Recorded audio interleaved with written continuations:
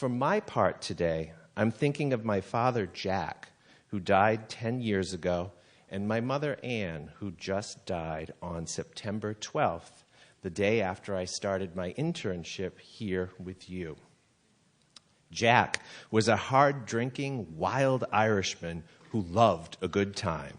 He always seemed to me, as a child, larger than life, 6'1" tall, 300 pounds, an ex-college linebacker and a former spook for the Army intelligence who ran clandestine operations during the Cold War in Eastern Europe.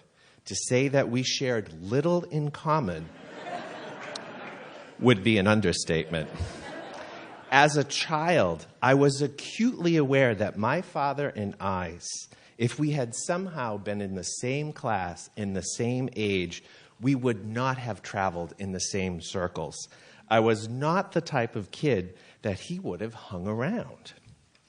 Jack was a product of his generation and his upbringing, in that he had no desire or ability to communicate with anyone on an emotional level.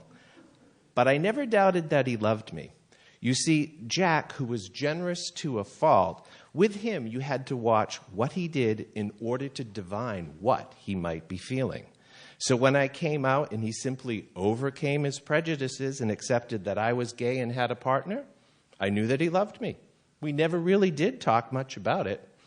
I think Jack thought of my partner David as a second son, albeit another one who couldn't throw a football. Now, Anne, on the other hand, did all the emotional processing for the family with hugs and kisses and constant reassurances that Mummy loves you. I never did doubt that she loved us children. Hyper-vigilant and ever on the lookout for anything that could possibly harm anyone she loved, be it dangerous activities, ne'er-do-well friends, bad drivers, or simply the possibility of bad weather. Anne was ruled by fear and worry.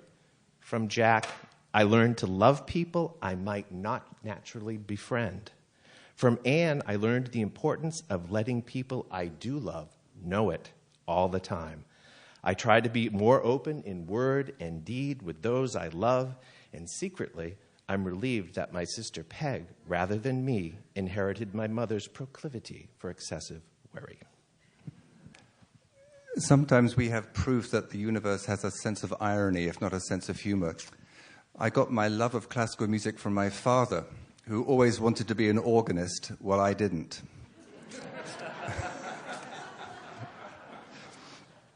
As a young man, he would hang around St. Paul's Cathedral in London, and he became kind of part of the fixtures, and he was sometimes allowed up into the organ loft, a very, very long, windy staircase. And sometimes the organist there would say, "Oh, can you pull out the 2-foot mixture for me?" Or turn a page.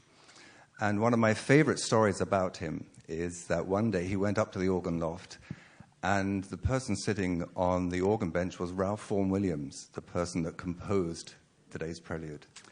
And a very gruff man he was, and just said, "Turn the bloody page for me." But towards the end of his life, my father had very bad dementia. And about a year before he passed, I got an envelope from him.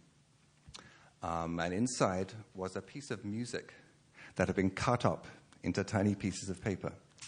And I written in somewhat failing handwriting, "I thought you might need a few notes to complete your opera. Let me know if you need any more."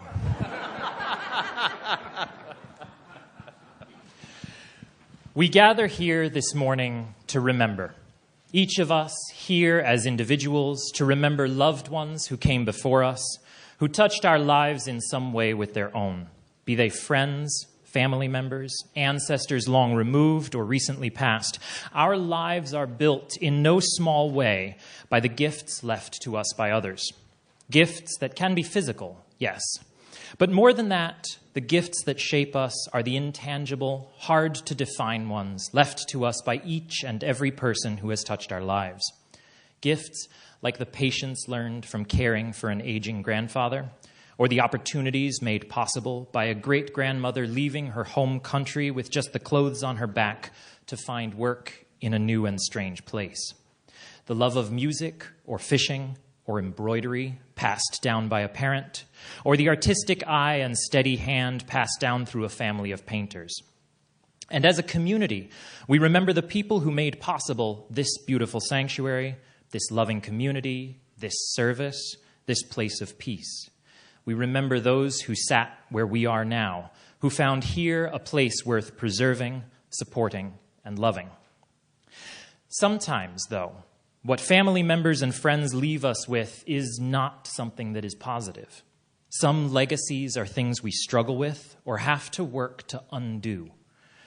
Things like a cycle of abuse or alcoholism, a grandparent who gambled away a family fortune, or a parent who left the family. These kinds of legacies are the hardest to accept as part of ourselves. And yet we are shaped not just by the gifts we are given and the positive experiences we have, but by the challenges we face, by the process of undoing or changing those legacies that we wish hadn't been given us, by breaking the cycle of abuse or addiction, by working to undo the hurt of generations. As a community, we wrestle with the legacy of the sugar money that helped build this church and paid for this beautiful window. We work to undo systemic racism and transphobia and homophobia and income inequality that has been passed down through generations. Some legacies are not easy to receive, and yet they too, along with the work they ask of us, are part of who we are. My parents both came from difficult childhoods. My father's father was an alcoholic, abusive, and absentee man with a violent, unpredictable, and random approach to discipline. It led my father to become an alcoholic at 13 and a user of most other things at 16. He's been sober now for more than 45 years, and when he started a family, he made a conscious choice to be a different kind of parent than he had. And so today, with love and forgiveness, I am thinking about my grandfather.